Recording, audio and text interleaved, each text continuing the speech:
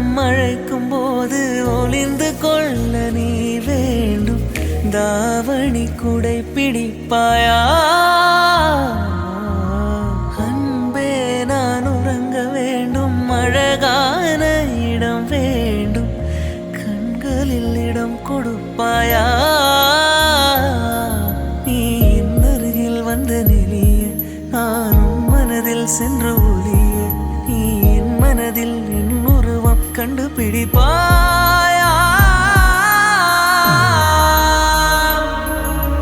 பூக்களுக்குள்ளே தேனுள்ள வரையில் காதலர் வாழ.